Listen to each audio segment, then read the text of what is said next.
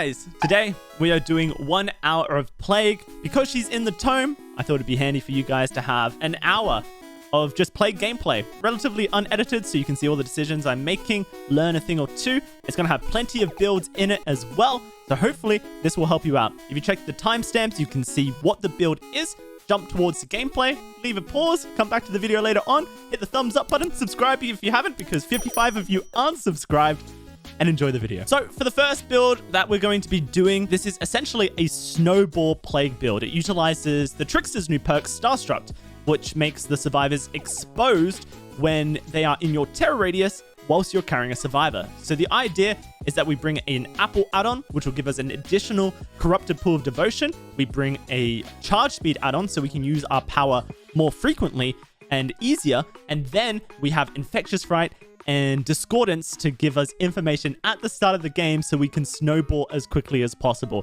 With agitation, we'll have a larger terror radius whilst transporting, also going to be faster whilst transporting. And by going to a small map, this works on any map, but we want to try and win this as quickly as possible. We might even get a world record. Let's speedrun some Plague. Speedrunner Plague, Dead Dog Saloon, because it's the second smallest map. Hopefully we should be able to get some good value out of our Starstruck agitation combo, and there's an instant discordance. That is what we're hoping for with this build. It allows us to instantly go to the survivors on the gen. Look, there's 3 of them back here. 4 of them. All 4 survivors. Oh my god, it's the God Split. The God Split is here. Oh my lord. Come back, Nia. Oh, they're on the gen. Oh, they don't understand. They don't understand what's happening. Agitation Starstruck now active, going for the survivors at the back of the map, looking for insta-downs, rotating, making sure that we cut the survivors off their hooks and downs and everything. Now we just need to run. World record attempt coming through. Oh my lord, the start of something potentially magical. But the question is, can we achieve it? There should be a down onto the Claudette, which will give us info as to where the ace is immediately. He's double back for the pickup. Wow, the survivors are instant on their underhooks. What a shame. I genuinely think it would have been better if the survivors weren't all grouped up at the start of the game, because we would have had more opportunity, I suspect, to snowball, because the survivors wouldn't be able to insta unhook their teammates. So that's a bit of a shame, a bit unlucky. There should be a survivor back here still. Oh, I don't understand where the second one went. The discordance proc was pretty recent. Oh man, that's such a shame. We had such a good start, the god start, and we just couldn't capitalize on it the way we needed to. That doesn't mean that the run is over, or like the game is over. Like, obviously this build continues to be useful throughout the game. What this build will do is it will keep the survivors injured all game. They will never cleanse. This guy is not exposed. He is absolutely scared to get his hands dirty. Probably the worst kind of person you could have on your team is the one that won't get their hands dirty at all when a survivor's on a hook. I guess he doesn't have borrowed time, and so he's trying to like protect the survivor as much as possible through that. But yeah, definitely not a fan of you at all these kind of players. All right, he's half a cleanse off now, and he's gone the wrong way. Might have Dead Hard, might hop in a locker, none of the above. All right, Starstruck's back and ready to go, so we should be able to rotate and get the Nancy exposed is the good thing. But I'm not sure if we'll be able to do much with it once we've done so. They're going to rotate straight off that gen, but whoever was back there is now exposed. That's the good news. They might even be healing on the gen. I don't see scratch marks leaving. Oh, no, I do. Okay, come on. Keep the pressure up. Don't stop moving. Who's here? Oh, dude, these scratch marks are really confusing me. I think the survivor ran past us towards the unhook immediately. Yeah, they did. Claudette. Hello. Any Nancys? No, no Nancys. That's a shame. Nancy's the only full health survivor, so that's where we get our agitation value from. There she is. We should be able to cut her off on the rescue. Perfect. She gets hit here, and we'll down her. Oh, she doesn't. That's a shame. I'm going to do this so I can actually get the agitation. Not the agitation. Starstruck. Oh, she's actually no longer Starstruck, is she? Oh, she's going to unhook her for me? That's amazing. So we'll get Claudette up here. Perfect. And there's Nia. So really good value still. The pressure is still there.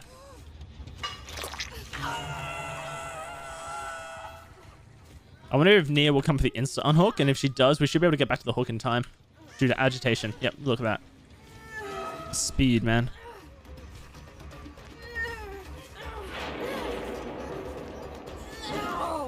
Oh, she gets downed here, but I don't know if I can hook if I down her. So I'm not going to down her. Kept running. Trying to force this pallet down. She's made a mistake there. That's crazy. We've got our first cleanse, which I actually don't ever expect when you have agitation in Starstruck, by the way. I don't think it really is a build that encourages cleansing from the survivors because they are going to be exposed pretty much every second pickup.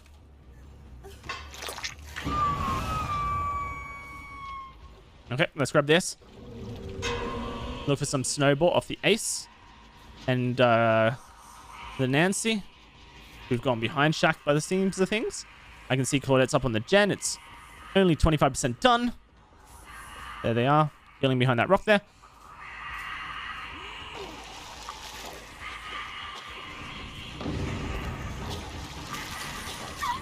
We'll take that. She was healing herself. So there will be no decisive strike to worry about. Maybe she wasn't healing us. What was she doing then? If not healing herself? That's crazy. I genuinely thought she was healing. I guess I got the animation wrong. Oh, I couldn't aim low enough. Nice. We got her up there. All right. 2 healed, 3 healed. All right. So they're all exposable here. If we can find them. And I know that they finished the gen in that corner over there. So I suspect that they've moved either there or back here. So what we're going to do is move towards them with our pickup. And that way we should be able to get them exposed again. Not that they're on the gens at the moment. So not exactly sure what's going on. Well, one's going upstairs. I can see that. Not really the place I want to be. Upstairs. I hate that gen and contesting it. At least I've broken down some doors now. They haven't hopped on it, which is very peculiar. I think they've just started playing really safe. Now that the Claudette's dead. All right, there's Ace. We got one.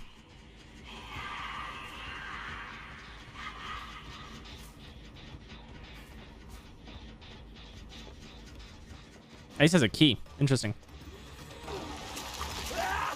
We'll be able to get him relatively close to being infected here.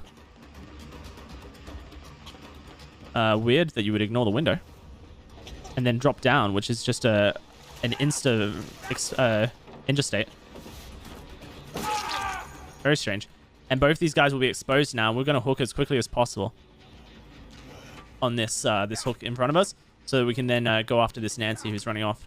The other survivor will be exposed above us, but she's going to take too long to get to, so Nancy's the best choice here.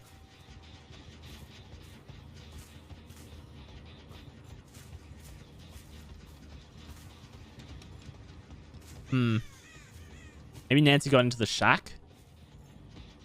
Or underneath the main building, the gallows? Oh, she literally just ran for the rescue. That's insane. Well, she's exposed for another 5 seconds. We won't reach her in time. I see Ace back there. They have crows. Turn the Nancy around so we can get a puke on her. Oh, she went this way. Up until the building. Nope, she's just going to pallets. Weird. That pallet toss did nothing for her.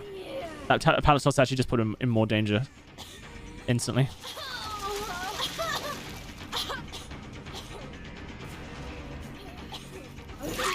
Okay. Agitation and Starstruck have expired, which means that they are refreshing, which means we can walk this Nancy over towards the Nia and get both the survivors insta-downable. But again, so if they finish this gen, they're in trouble. Ace will fall down. Nia's going to run down. They're both exposed. There's Nia.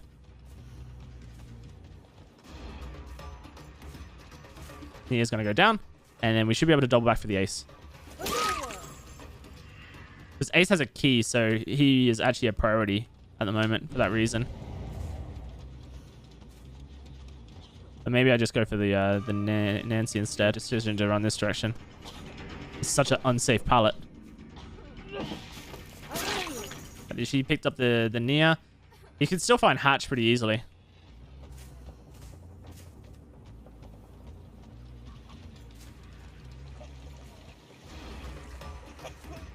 You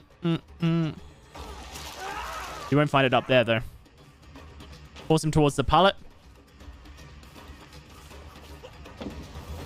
Allows me to control his movement just a little bit more. And he's down. And there's Nia as well, ahead of us. So I think I'll just pick up Ace, hook him so the key is out of play.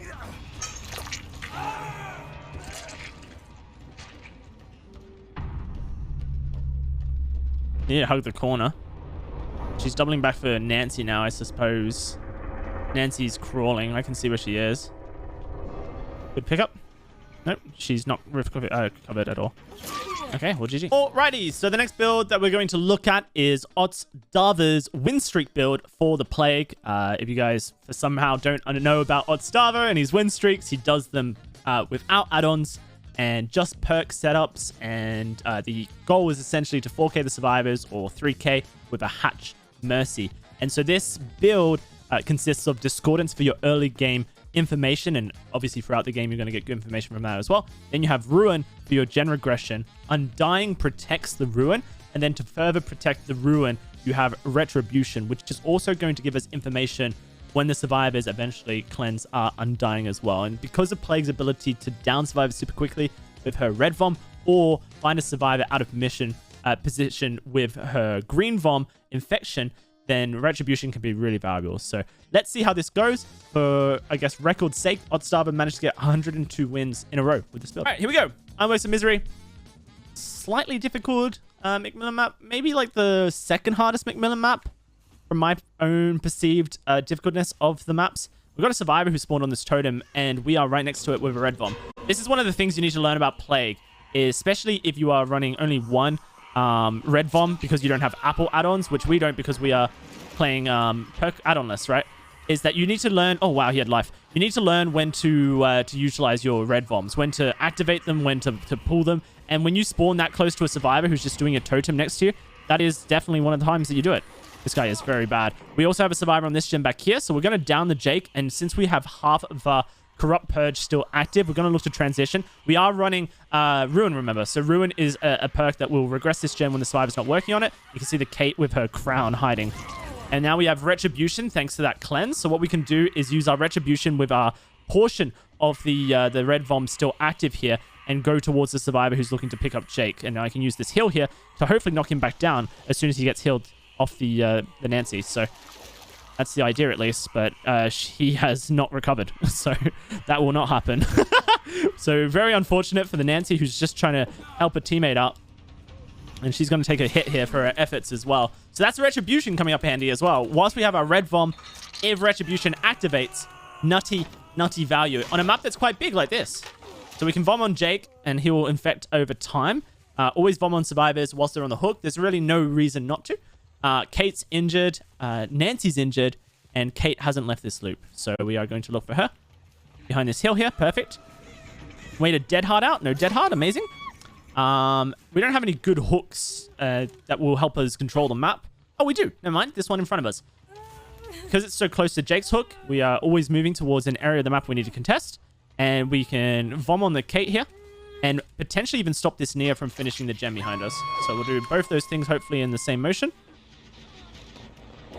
Whoa, that's a sprint burst, I think. Oh, no, it's just a badly, you know, audio, I guess. That's life. She's at a T-War L-War. She basically has to run a straight line here against us. She wants to avoid danger. And we're just going to vomit down here. There's no reason to rush this. We have Jake on a hook who's just gone second stage. Nancy, I don't know what she's doing. You can see that this Nia is going towards the unhook. So what we're trying to do here is convert her before she reaches the unhook. But that was not happening. Which is a bit of a shame. Missing everything, unfortunately. Nancy has healed herself and come for the flashlight save, which is just not happening for her. So that is going to be her injured again. I think that Nancy probably is running inner strength, which is why it took so long for her to heal. And unfortunately for her, she is very bad at judging her distances. That's the third time she's been hit whilst I'm transporting a survivor. And I understand why she tried to take the hit there. She was trying to bait the pallet drop, right? But yeah, no, you kind of fucked up, and I suspect that DC is really just an embarrassment of how you play Dead by Daylight more than anything. So what we can do is come towards this Kate here, down her, and then turn towards the Jake who cleansed over here. I have two options. I could go for green Vom, or I can go for red Vom. So green Vom is insta pressure onto the Jake. Maybe we get the down by forcing him into an injure state. Red Vom is more impactful. And really, we're just hoping that the Jake doesn't, manage to get good distance on us. And as it works out, he didn't. So that will be a GG quite quickly.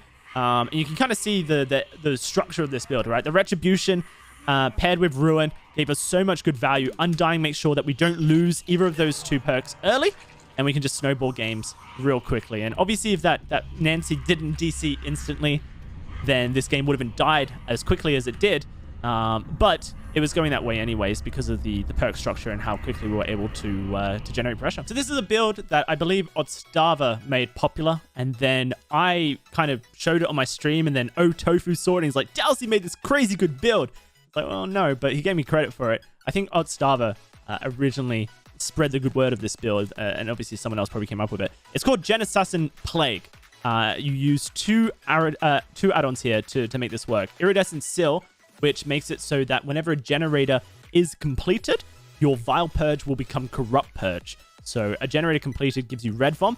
However, it does decrease your movement speed whilst you're holding the Red Vom, and it also decreases the duration of the Red Vom. So what you do is you run this purple add-on called Worship Tablet, which makes it so that you get your movement speed back whilst holding your Corrupt Purge. It also will make grabbing fountains really quick as well. And then for perks, you run perks that allow you to assassinate survivors at generators. So Tinkerer will allow us to creep up on a generator that is almost completed silently. If the survivor does complete the generator, then we can use a Bitter Murmur to basically see where they go.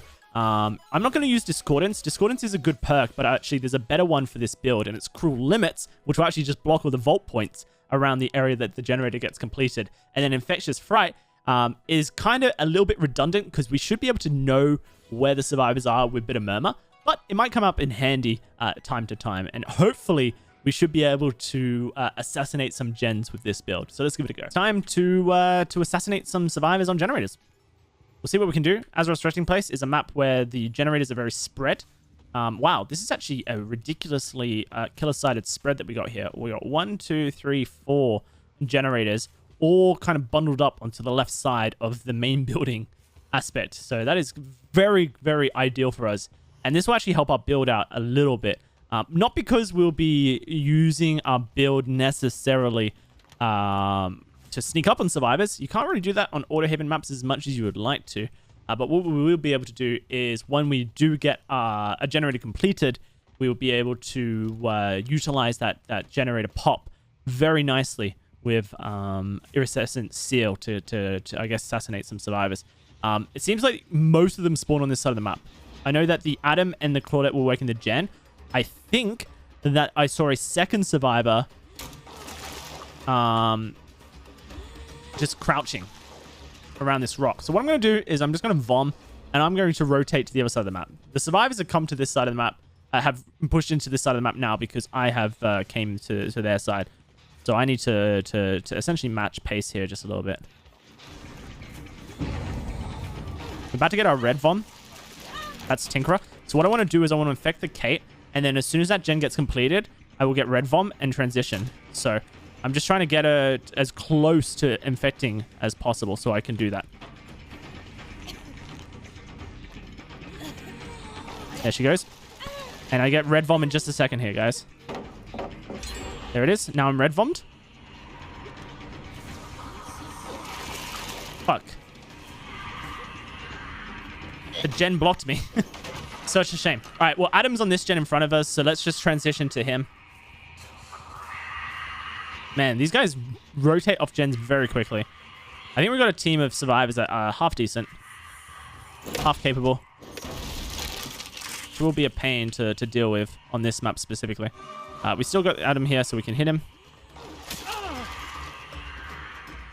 He really hurt himself with that vault. Lots of distance lost. It's a shame. I didn't realize I transitioned. We can put him on the hook in the basement here and then Vom on him.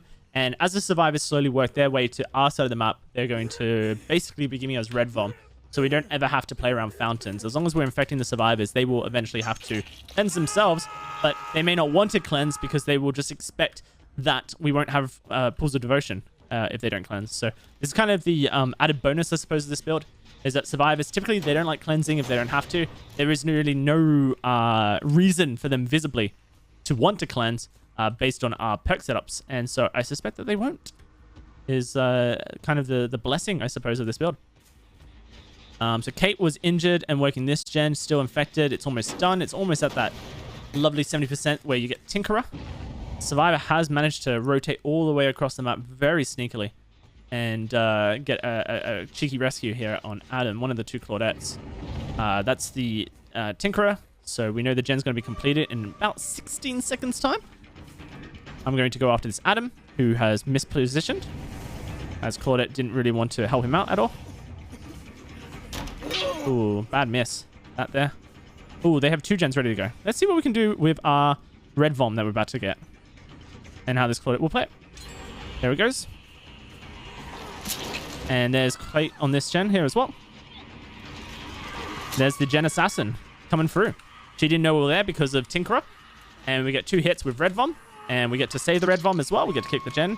And we're going to continue looking to try and snowball on the survivors on this side of the map now.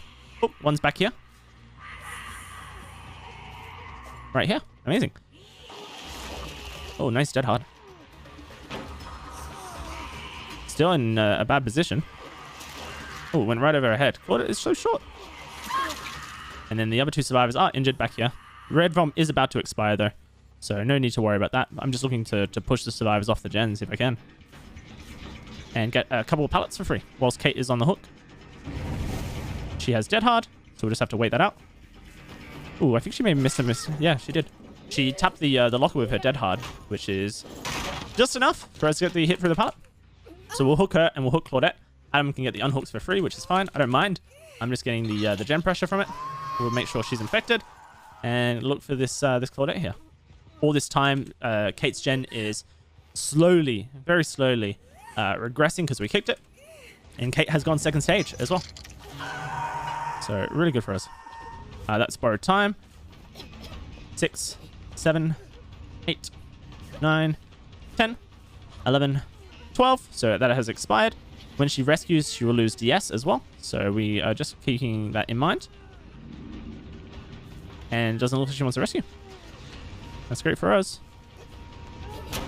So she goes down. These guys get the rescue over here. She'll have her DS retained, which was her goal. Adam's back here and running a very aggressive route. He does have dead hard, but he won't get the window because it must be expired still.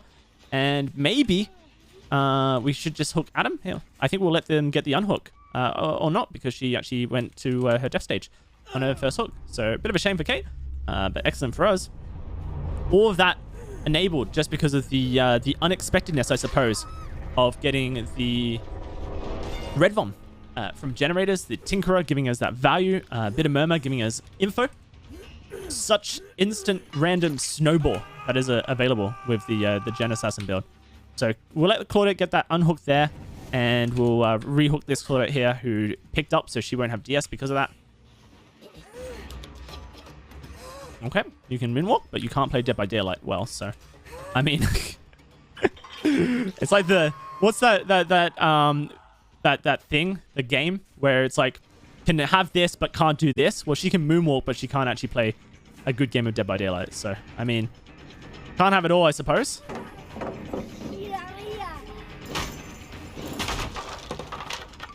There's Adam. Moving towards him, but not directly, because I don't think he's going to shoot out. And he didn't. Looking to just whittle away the pallet count, but I want him to be on this side of the pallet when he does drop it, so.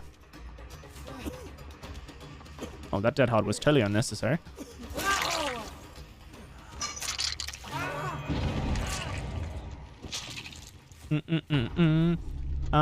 So, I know Claudette must have gone this direction, because we haven't seen her yet. So I think what I'm going to do is grab a red vom and just patrol the area. There's no reason for me to be anywhere else on the map. The survivors have played exactly how I wanted them to. They completed the gen in that corner over there, and then they completed the gen in that corner over there, which means that the 5th gen in our spread is the one that's closest to our lockdown area, I suppose. Basically meaning that the survivors didn't play a game to win, really, and they're in trouble for that reason.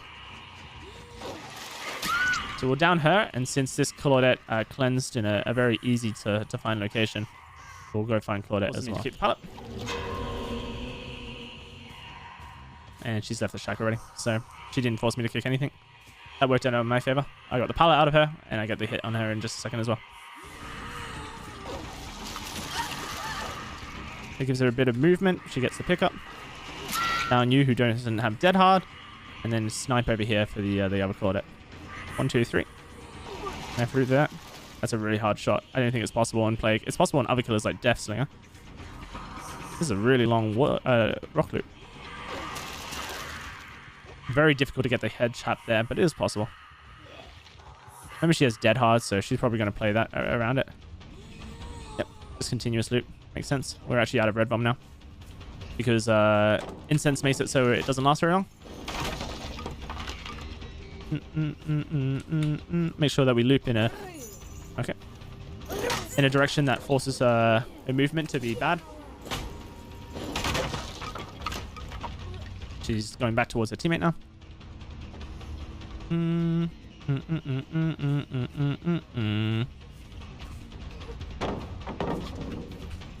Instantly moves off this, so she's in trouble. She can't make the window. Doesn't have dead hard anymore because she had to use it. GG. So this is my best build for Plague. I am a huge fan of the apples, which basically starts your game with an additional corrupt purge so that you can get more red vom value. Because of that, I like to run this build. It involves Fanatophobia, which will make it so the survivors have a 5% decrease in action speed whenever they're injured, up to 20% or 15 additional seconds, I believe, onto a generator.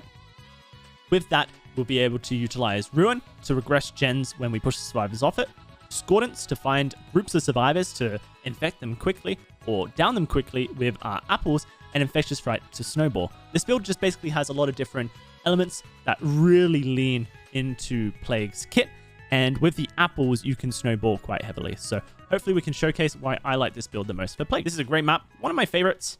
Maybe less so since they changed it with the rework. Let's check where our pools are. Oh wow, we got all 3 pools in a relatively tight-knit area around the shack side of the map, and Discordance activated immediately. So since we're right next to a pool, and that is a very bad place for the survivors to be, we'll grab that and we're going to go straight on over. So they hopped off the generator immediately. I suspect that maybe there was a totem nearby that they wanted to cleanse, or, you know, something of those likes, but there was a survivor on it. I saw the Ruin deactivate off the generator, and I heard the footsteps to my right here.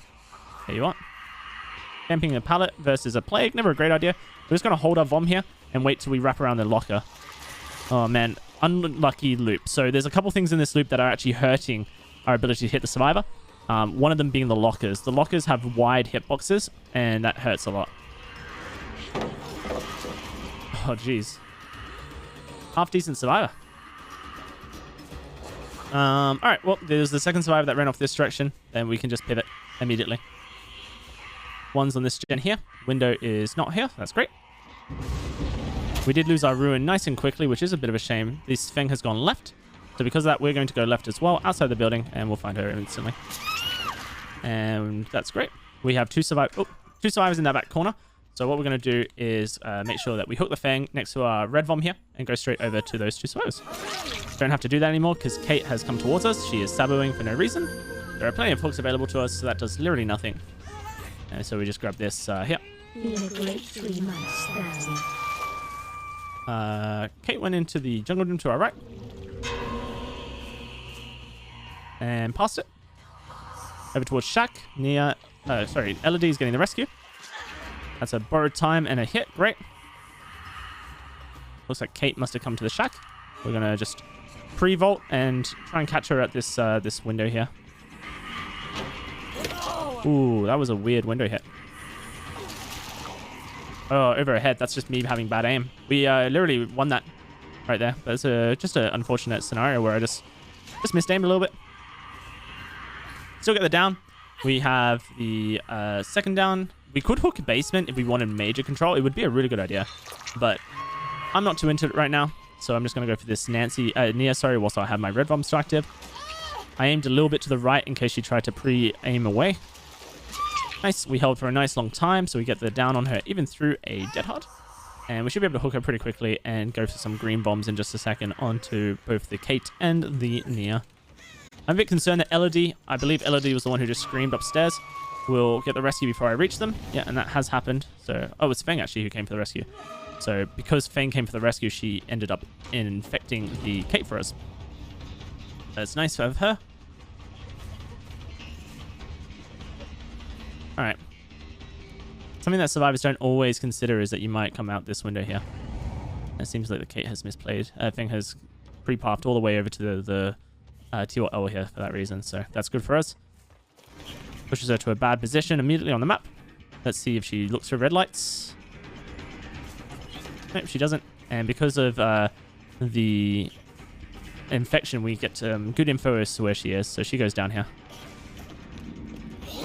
Oh, okay, she didn't have use the dead hard last time. What a mistake from her. She doesn't reach anything because she's not very good at looping.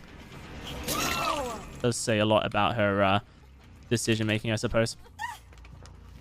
Okay. So there was a survivor near here. It could be Kate, could look for a Sabo, so we need to just make sure that we don't commit. And if the Kate is doing such things, but she's not good. That gen's still got some little progress on it. I have one red bomb over here, so I'm going to come over to it immediately and look to basically play the Kate around the basement and try and hook the Kate in the basement, and that way we can hopefully generate some pressure around this kind of 3-gen that's going on here. I'm going to go a long route here just in case the Kate has pre-popped away from this area. So Kate's in a lot of trouble here. We just aim and shoot, adjusting as we need to. So she goes down. And that's going to be a basement hook. 2 survivors on that gen in front of us. They did just blow it up.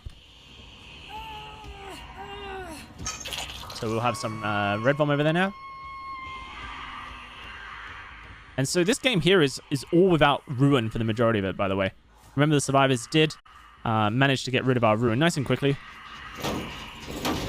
So keeping that in mind, we're going to refresh our red bomb here. And basically just walk around and kick these gens. And we're going to patrol the ways to this basement hook here. Very difficult basement to rescue from. I thought I heard a infected survivor. I didn't. Wow, Feng's gone all the way for the rescue immediately. But Feng. Feng's very keen on getting her altruism points this game, which has put her in a very dangerous position immediately, because she's already been hooked twice. Really good loot for Plague. Very tricky to get away from, because the survivor has to stop, and then they get hit immediately.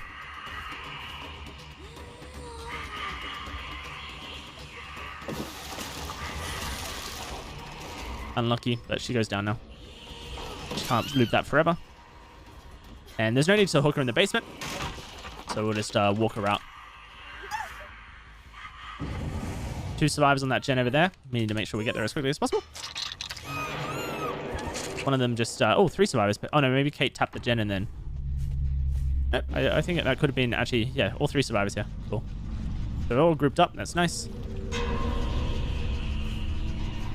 Elodie is looping.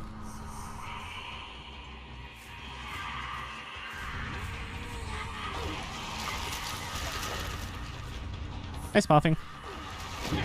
Gets hit there. And that's another discordance. We're just doing this for zoning. She has dead hard, remember?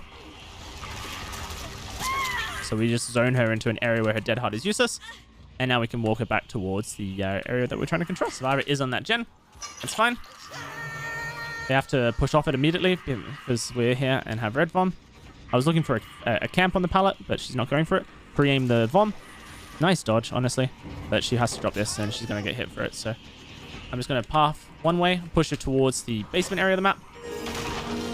Really just trying to control pathing as much as possible. And she has gone to shack for us.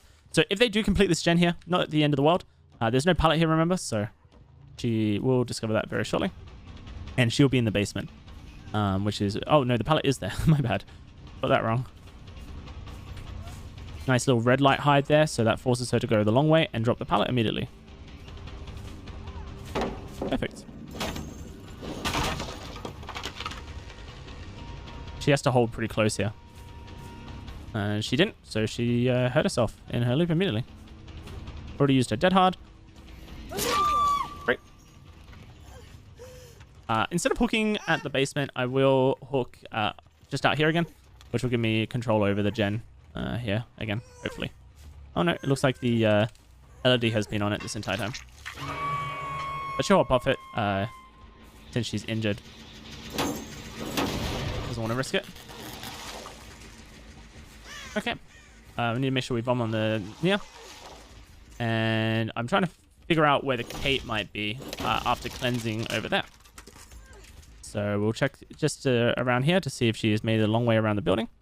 She hasn't, so we'll go back through the building, looking for a cut through from the survivor here. Potentially on this gen, the Kate. Nope. Bomb on the gen just to make sure she's not working it. And there she is. So if she goes for the unhook, we'll full green vommer here. Like so. Watch the dead hard. Nope. Cool. That's a flashlight that we don't need to worry about. I believe this is now Kate's death hook. So we're just going to hook here. Make sure that no one's cheekily coming to tap the gen. Let's reset the green bomb on that gen. So we know if Elodie has come to tap it herself. And we're going to actually slide all the way back here to grab this red bomb.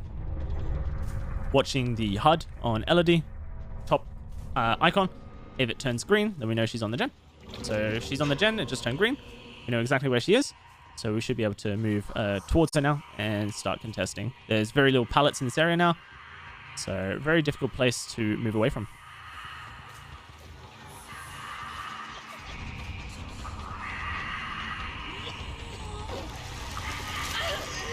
She has dead hard. We need to cut through the shack so she gets the least amount of distance possible. She did not see that the shack pallet was gone. Perfect. So we'll hook a basement, even though it's totally unnecessary. But it will pretty much, I think, spell the end of the game for this this Elodie, as I don't expect the Nia to want to rescue a basement like this.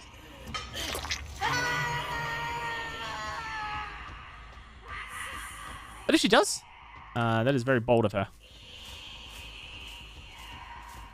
I'll make sure that this gen is kicked just in case the rescue does happen. I don't want to allow them to quickly pop 2 gens. That was where she cleansed. So I think if Nia was rescuing, she'd be like back there somewhere. Is there a hatch in here? There isn't. There's the Nia. Does Nia have hatch? I mean, she doesn't look like she does. So if she does, then it's luck. I don't think it's knowledge that will be giving her a hatch here. I'm sliding out to the right just in case. I'm going to fake this real quick. Get nice and close. Free path and aim slightly to the left this time. She's just running. Nice. She got some good distance there. But there's the down. That's a nice GG. Even with Ruin getting cleansed nice and early, Thanatophobia continues to be useful, and it generates more pools of devotion for us. We have so many pools from the start with the apples, and so the survivors eventually will start cleansing, because if we use our red vom well, then they're not going to want to stay infected. So that's what happened in this game. GG. Alrighty, so now we're going to do an adept attempt with the Plague. There are many reasons that you would be playing the Plague right now. Maybe you're trying to get your tomes done, and so you're playing Plague for that. Maybe you've just purchased her because Plague's DLC is actually one of the most, I would say, cost-effective DLCs you can buy, because the perks you get are great. Corrupt Invention is really handy. It's going to block the 3 purpose generators for 120 seconds to allow you to lock down a nice area of the map and have less gens pop early.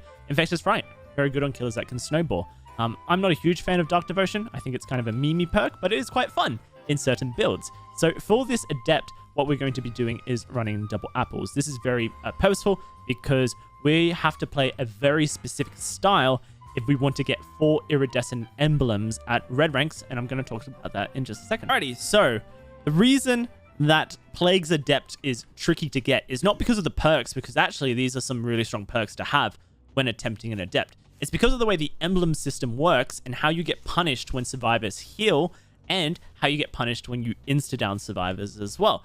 And the game does not equate you infecting a survivor with your vomit and then one-shotting them or tapping them on the back with a basic attack as two interstates. It counts it as just one.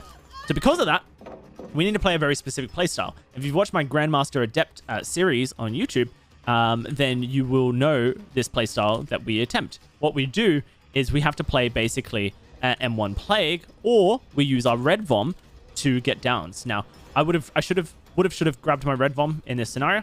I think that would have been a smart thing to do. Unfortunately, we haven't done that. So now we're engaged in a chase with a Claudette, where we don't have any additional aid to down her, but we have basically locked her here, which is good. So we'll down this Claudette, and now what we do is we pick her up, place her on a hook, and then vomit on her. The reason we do it this direction is because if a survivor heals, you lose malicious points. And vomiting on a survivor after they've been hooked will usually encourage them to go and heal using the vomit, which in turn will give us more red vomits to utilize to try and down the survivors quicker. The game doesn't care whether you down the survivor with your red vomit or your basic attack. What it cares about is that you injure the survivor twice in the process. And you can do that with red vomit, and you can do that with your basic attack. And obviously red vomit is one of the best ways to do it because it is super quick. So now we have 2 more pulls, 3 total, of red vomit to utilize this game. And hopefully we'll be able to get more pulls, because instead of this Claudette healing at the hook, she's just going to run to a pool of devotion and get healed that way. All right, so it looks like there's a survivor here at the pallet. It's actually the Claudette that we just chased. And so if we down this Claudette, which we are going to do because she's in front of us, we're actually going to be losing out on a potential chaser emblem status because we're just one-tapping her on the back. The game doesn't know the difference between an insta-down and 2 hits. It actually punishes you for it, so from an emblem perspective, and that's why it's really important. Where we can, we try to 2-tap the survivors. So Claudette, a little bit clueless. I think her looping probably argues that a little bit as well. These guys did heal at the hook, which is great for us. So we are going to be able to generate some more pressure onto them again. Oh, so we hit her through her sprint burst. She goes to the pallet. Looks like she's going to run past it. Yep, straight away. There's our Infectious Fright, revealing the Lori, which is amazing because we want to try and snowball as much as possible. Now, one of the things that we do need to do to get an Adept challenge is actually get 9 hooks total. So we need to make sure that we don't over slug or snowball this game, because if we do, we won't get our Adept. So we're looking to try and have Steve come in just a second and rescue. We're looking for this Claudette not to die in her first hook. We're also looking for our red vom to expire in just a second. So hopefully we can get some green vom spewed out, and the survivors will be able to cleanse to heal themselves, which would be super ideal. So we should be able to do that on both Kate and Lori in just a second. And I am going to let the survivors rescue as well, which is quite nice of me. Unfortunately, if you want to get a merciless killer, which is a double pip at red ranks, we actually have to be quite merciful. So Claudette's going to get the rescue. Since she hasn't healed yet, I am going to ignore her, which kind of sucks, but that is sometimes the way it has to be if you want to get an Adept game successful. So we're going to go grab this red bomb in the corner, since right now, whilst there's no gens being worked on and survivors hopefully are going to go and triple cleanse, it makes the most sense if we're trying to get red vom that we get it now. I think that the survivors, as soon as they hear that red bomb, will be more inclined to cleanse. So hopefully that does encourage them. I'm ignoring the Kate because she's already hasn't cleansed yet. I'm hoping that I can find Steve or a survivor like this who's just cleansed. Amazing. Nice, get the hit over the gen. Nice dead hard, but now she's in a really awkward spot. That's another cleanse coming up. That's Infectious Fright on survivor. Claudette is really just staying injured.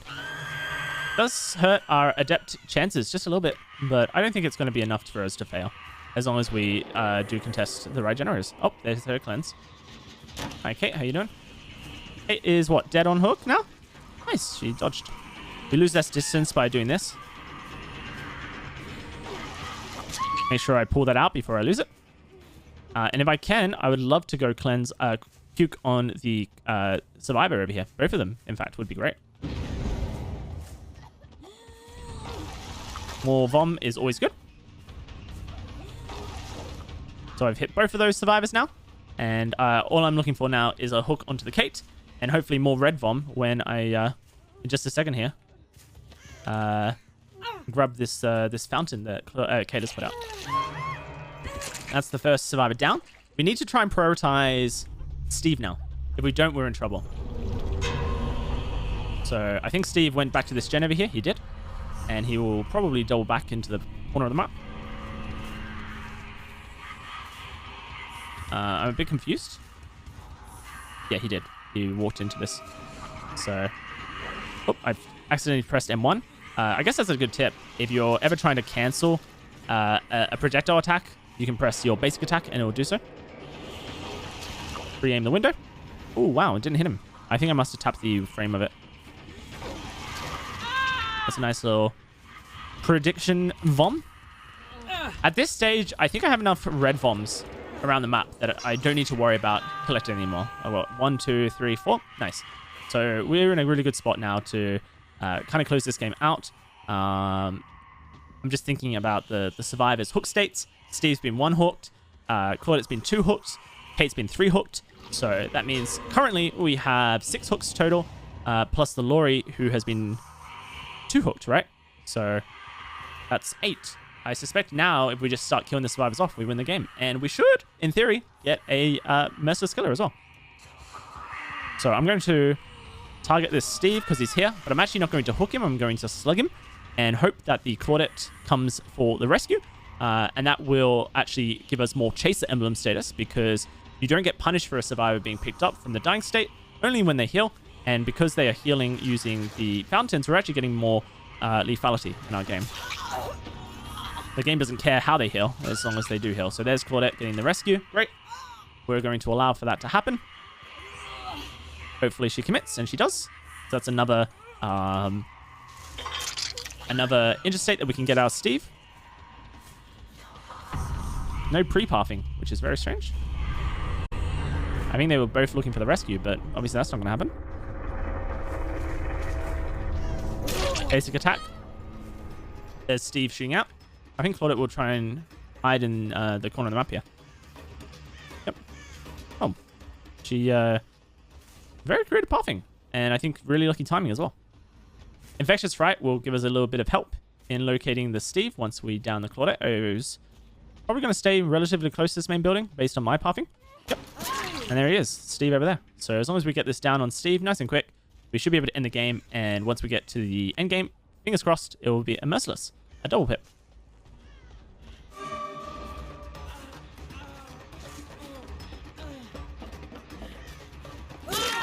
Perfect.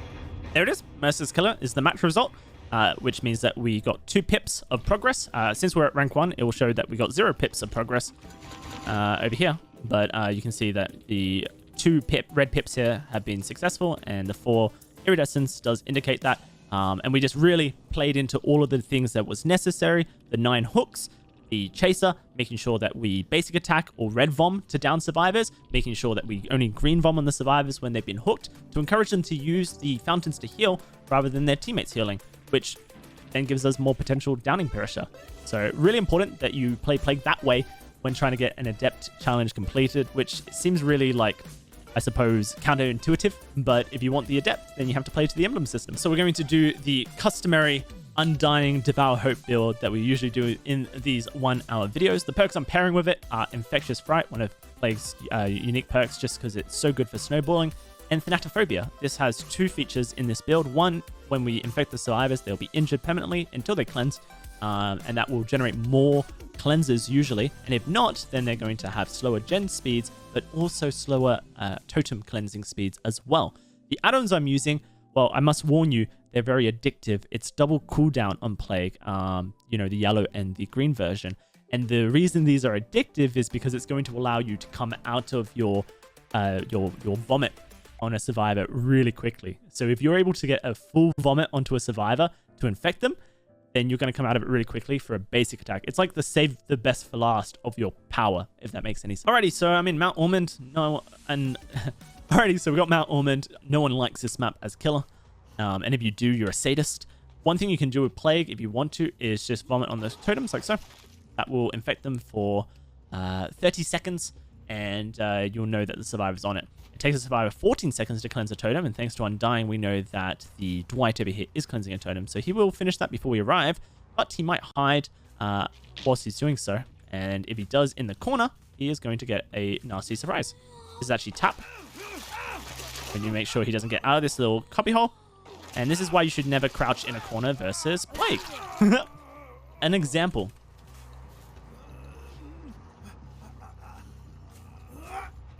For those wondering what the tap could have done better in that scenario, he could have stopped cleansing the totem if he wanted to. It wasn't the worst idea. But he really should have just moved out of the corner immediately. That was the main thing he should have done. So unfortunately, the Claudette here did cleanse our Undying. So we no longer have Undying info. But we should be able to generate pressure still through Devour Hope, depending on how the survivors do play this. She had life, and she's taking a really poor path after her life. So let's see how she plays this really short pallet, where she can't actually hide from my Vomitor. Perfect. So she's now infected. Oh, that was a bad swing. Oh, man. Okay, I don't know if I'm, like, misjudging distance or if this Claudette is a little bit teleporty. So we are going to hook her, though. I'm going to hook her back here. I don't want to hook her too close to the totem that I have. 2 gens just got popped, which is fine. I need to move away from my Devour Hope to make sure that Tap does get his Devour Hope trigger. So we're going to do so and chase this Dwight for that reason. Now, previously in Dead by Daylight, you were actually able to use Plague's Red Vom to mask that you had Devour Hope. It wouldn't reveal to the survivors that they were exposed when you down them. That was something that actually Otstava abused in a tournament for $15,000, the best of the best tournament, versus one of the teams. And they didn't know that he had Devour Hope until he moried them. I think that, if I remember correctly, that has actually been removed from the game. So no longer a factor. But we are going to try and use our Red Vom to emulate it if possible. That down onto the Dwight was a perfect example of how the cooldown add-ons are super effective when you're able to infect a survivor with your green Vom, because we're able to immediately swing and hit the Dwight.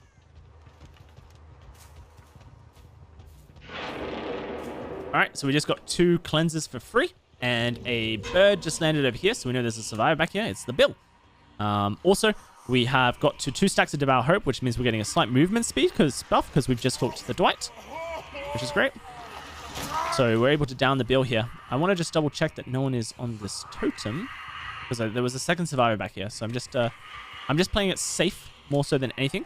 I have walked into my Devour Hope range, so let's try and move out of that as quickly as possible, so we can hopefully get that 3rd stack of Devour Hope nice and quickly.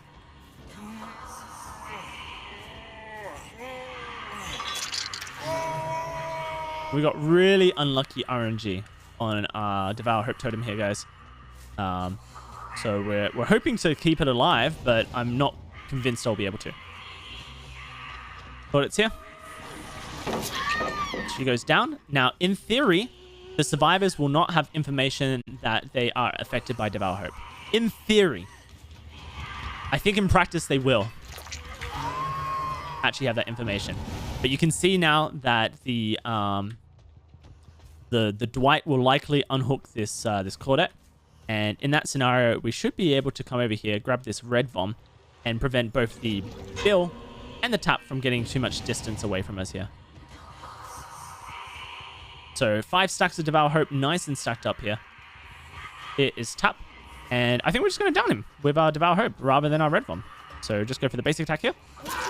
That's perfect. Should be able to down like so. And now we kill. This is probably the best Mori in Dead by Daylight, in my opinion.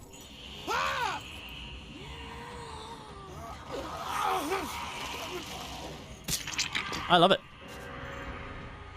We're also right next to our totem as well, so we don't have to worry about the survivors immediately getting onto it. I can see there's scratch marks back here. Looking to see if Bill's on the gen back there. I didn't get a good angle. We have all of the options available to us, whether we want to go for basic attacks or injure states with our Red Vom. I do have to move back towards this totem pretty quickly because it is pretty hard to defend. And once my Red Vom ends in just a second here, I'm going to vomit on it. And that will give me information if the Claudette or the Bill try to cleanse that totem. So I see Claudette back there. She was pretty hungry for her totems. if Dwight goes for the cleanse, we won't have any information because he is infected. So, bit of a shame, but I see red scratch marks back here.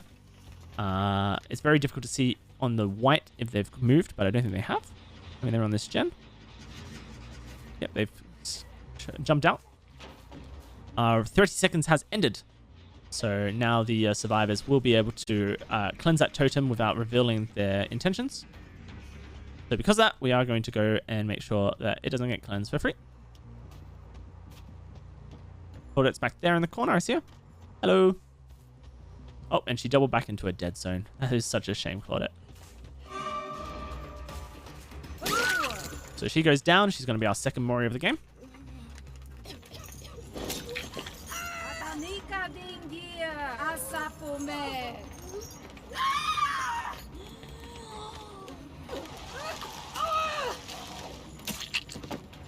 I'm hoping that the Dwight will actually cleanse, as it will give me that info, like I said earlier, whether or not the totem is being cleansed by a survivor. There is very little reason for Dwight to want to cleanse other than he is super loud in this scenario here. So I'm going to force him back towards my totem, so let's kick the pallet on this side. And we're staring at the HUD to see if Bill himself gets infected. I didn't get a contamination. I suck. Oh, it's already infected. I mean, you can't get a contamination effect score event when the totem is already infected. You can refresh the infection, which we did. All right, so Dwight just cleansed back there. Bill's on this gen here.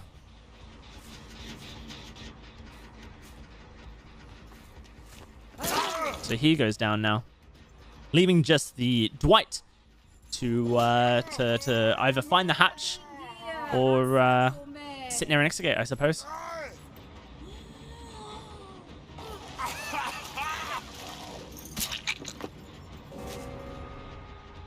So we'll find out what Dwight's intentions are now. I personally haven't seen the hatch myself, which means it might be at shack or on this hill here. If it is on shack, it would be behind the shack.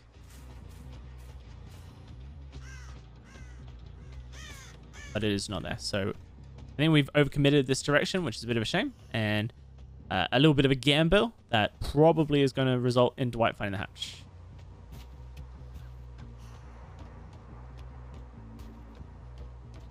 Getting terrain as much as I can rather than walking towards it.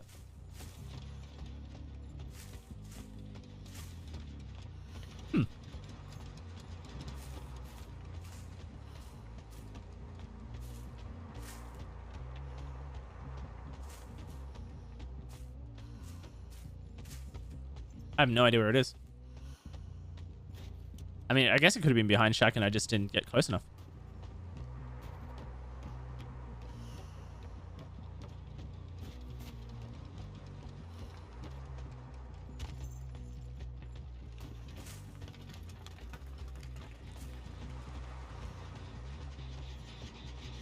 At this stage, it is looking like that.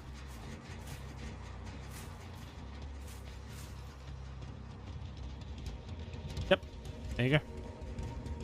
So actually, it was at shack. There you go, guys. Make sure you get close. It was at the back end. Dwight was on this gen back here, so it's possible that he has made his way to that gate over there. Because we haven't passed Dwight at all in our travels, and I think that he's probably hiding near an exit gate from that perspective. Pro tip when you're trying to control exit gates like this as a survivor, you're best choosing the one that has the control panel the furthest away from the other exit gate. So you can see that control panel's on the left, this control panel's on the left, but that left is closer to the exit gate, that left is further from the exit gate. Doesn't make any sense. Basically, it allows you to wrap around the corner and hide your line of sight from the killer. So this was the wrong exit gate to try and open. Not that either of them were very good.